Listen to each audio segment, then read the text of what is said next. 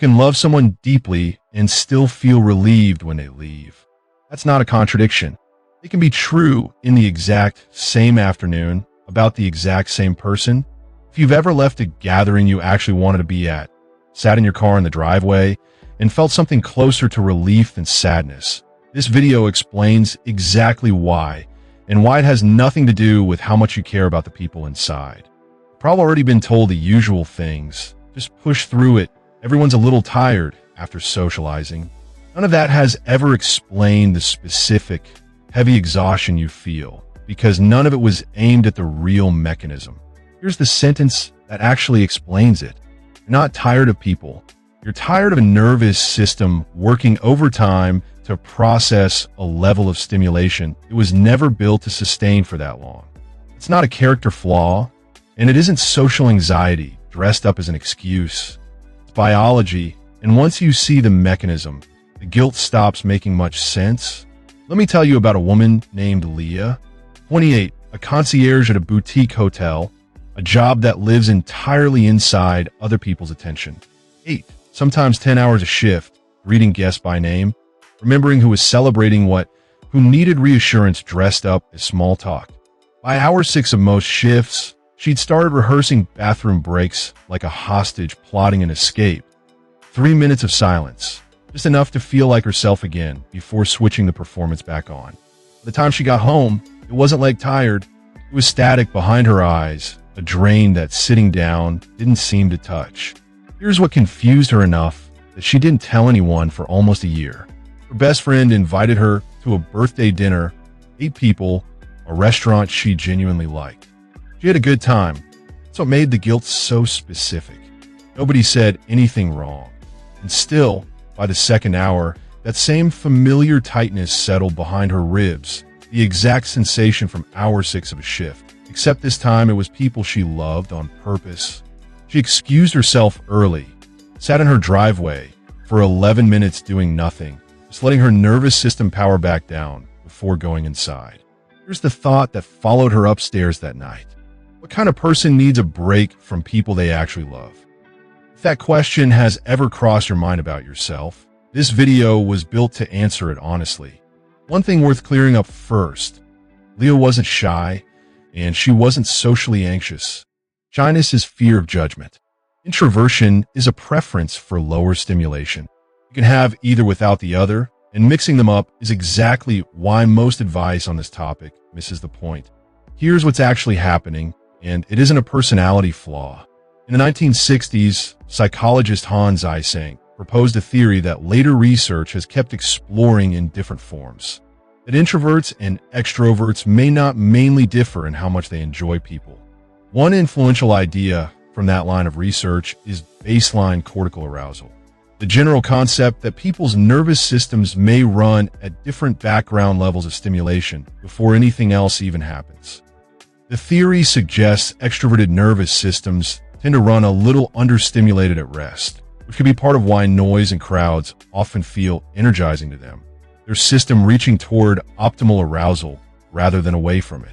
Introverted nervous systems, by this same theory, tend to already sit closer to that optimal point at rest in relative quiet, which means every extra voice, every new face, every layer of noise and eye contact in a crowded room isn't neutral input. It's an accumulating tax on top of a baseline that was already comfortably full. Leah wasn't broken at that dinner. By this framework, her nervous system may simply have been doing what it's built to do, registering 8 conversations and constant social monitoring as genuine cognitive load. The same way your phone drains faster running more apps at once, even good ones, even ones you chose to open yourself. Exhaustion was never a verdict on the people. It was a readout on the load. Most people watching this already sense something like this about themselves and still walk into the next gathering forcing a version of themselves that isn't sustainable, then blaming their own character for the crash that follows. Here's the part of Leah's story that made everything click, and it's the part most explanations of introversion skip entirely. It wasn't just the number of people. It was the performance she was running the entire time she was around them. There's another reason you can leave a room exhausted, even when you barely spoke. At work, Every interaction required a curated version of Leah, warm, attentive, remembering 15 small details per guest, constantly modulating her tone. Psychologists call this emotional labor, originally studied in flight attendants. The measurable cognitive cost of managing your outward expression to meet a role's expectations, regardless of what you're actually feeling underneath. Here's the part almost nobody sees coming until it's already happened. Emotional labor doesn't only apply at work. Leah had been quietly performing the same labor, lighter at that birthday dinner, tracking 8 moods, laughing at the right moments, making sure the quiet guest didn't feel left out, loving the people didn't turn off the monitoring. She just never expected loving them to still cost her something, which is exactly why the exhaustion felt like a personal failure instead of what it actually was, a bill coming due. Let that sit for a second, because this reframe alone is worth more than most advice you've been given.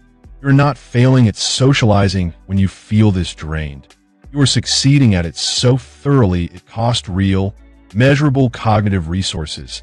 The same way a marathon costs real physical ones, regardless of how much you want to run it. Nobody tells a marathon runner they're broken for needing to sit down afterward.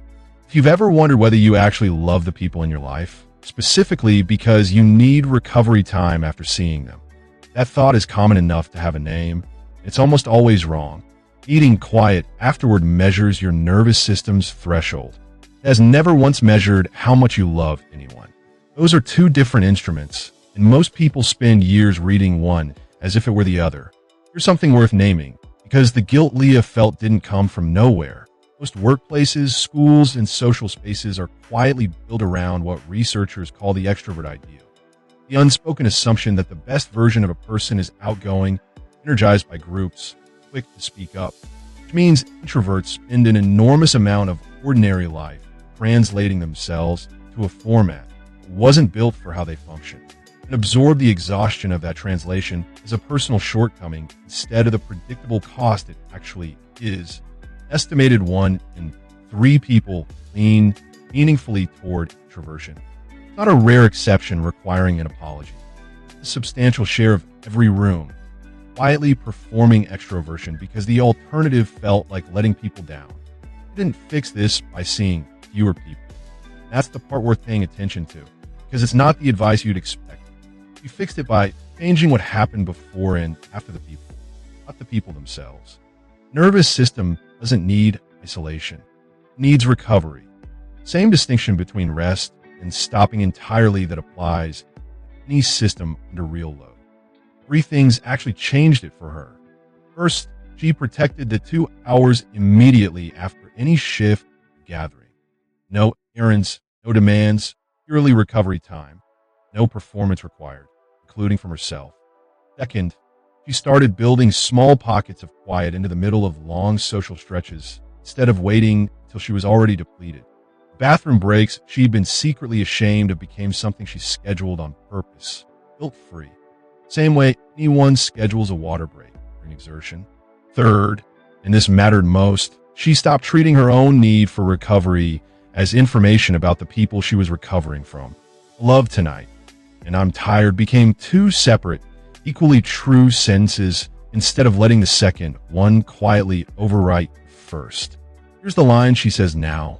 Months later, I used to think being tired after people I loved meant something was wrong with how I felt about them. It actually just meant I'd been fully present the entire time, and presence has a cost.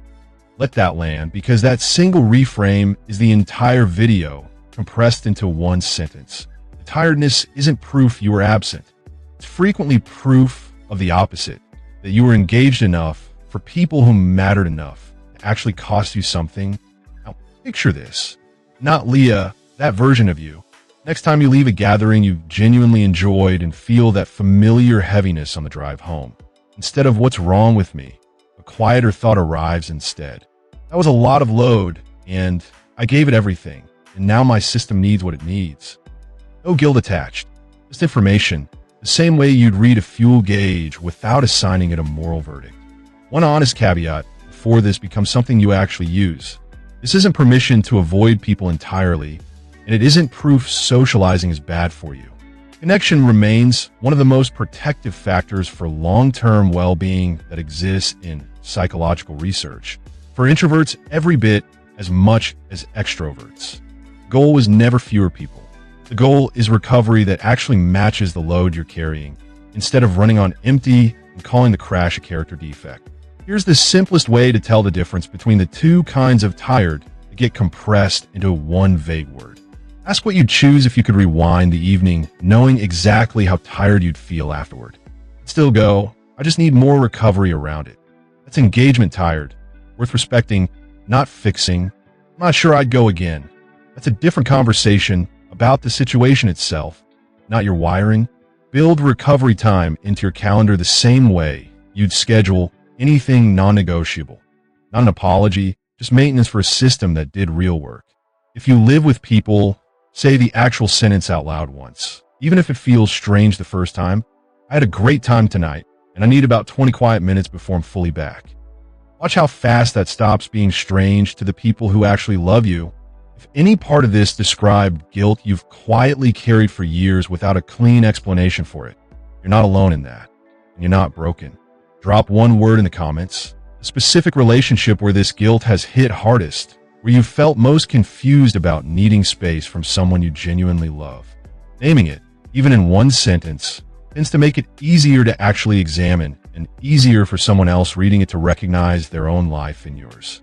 If this finally gave you language for something you felt for years without being able to explain it, that's usually the moment worth subscribing for, because Skilloma exists for exactly this kind of clarity. If you've ever wondered why some people walk out of the exact same party energized while you're already planning your exit, the next video reveals the one specific difference between those two nervous systems that even most psychologists don't explain well, and it has almost nothing to do with confidence.